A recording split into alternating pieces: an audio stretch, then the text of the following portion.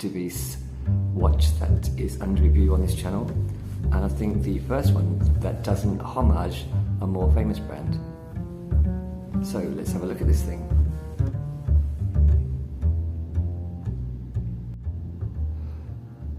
Good day to you all, and welcome back to another BBW review.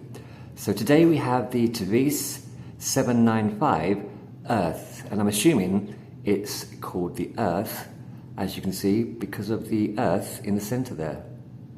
And you have the cities, or some cities, labeled all around the outer ring.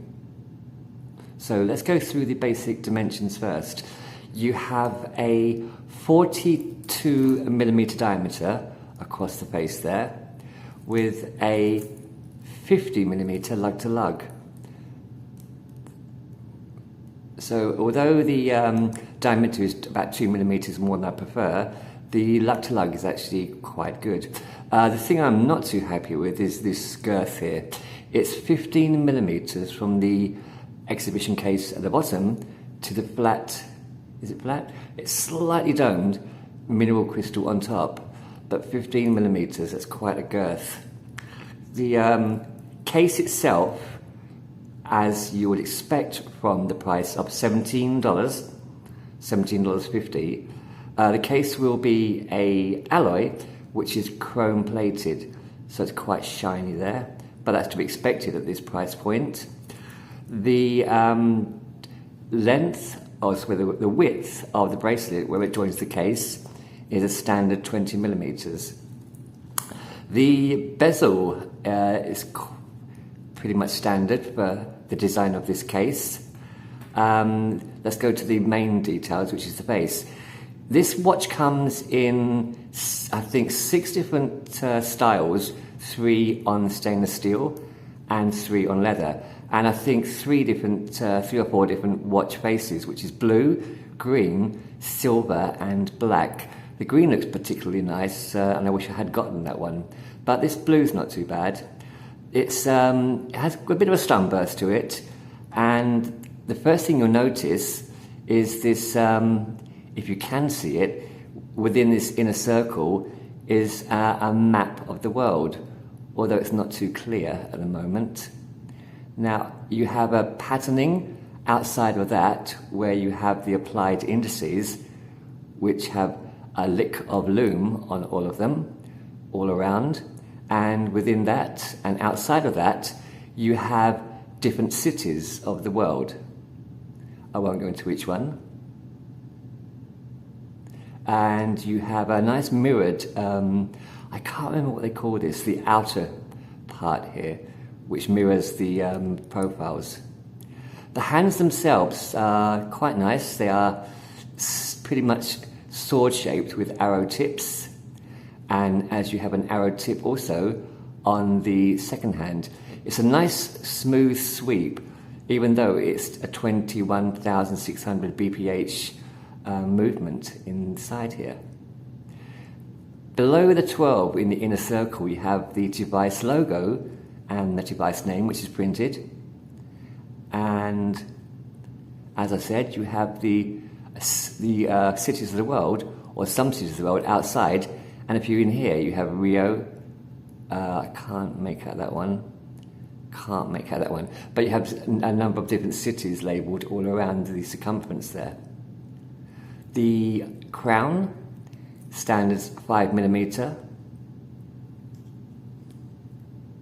Now let's have a look at the back of this watch. Now I'm not sure if you can make out the details, but on the back you have water resistant and stainless steel back. Now there's no number for the water resistance, so I'm assuming it's going to be standard 30 meters water resistance there.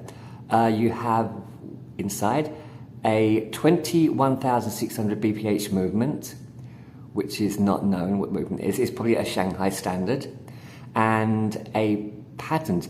That's just a sticker on the rotor there, but it is a bidirectional rotor.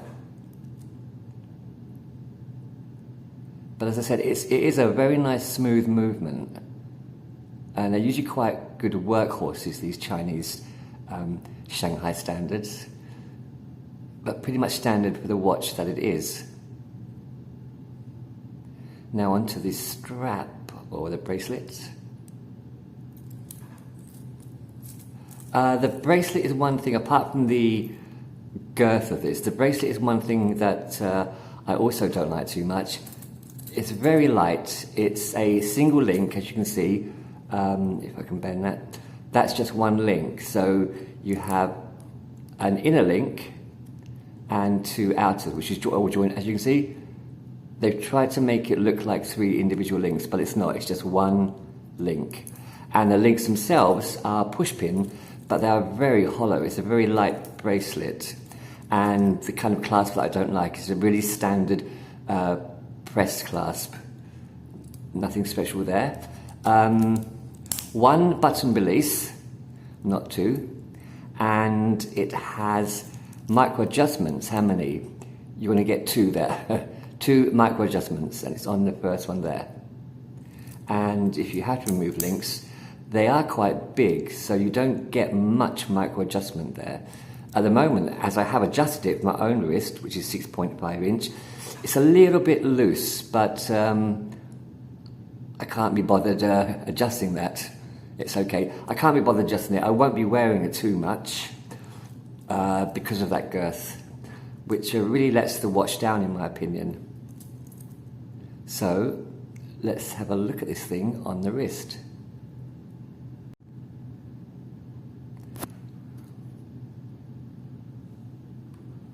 And there she is.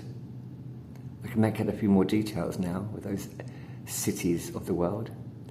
You can't make much of that map in the centre at all, but never mind.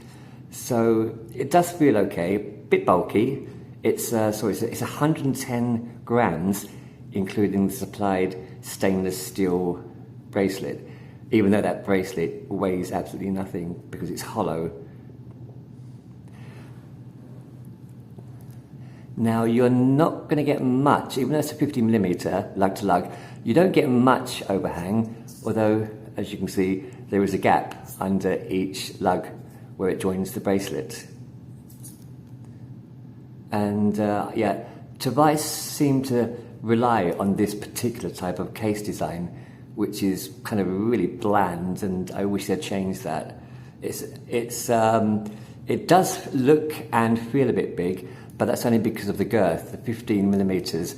I'm sure they could have got away with reducing that back there, but well, there you go, $17.50. That's what you get. But it does have a nice face. So there you have it, the Tevise 795 Earth automatic watch. My general conclusions are, for the money, it's not too bad.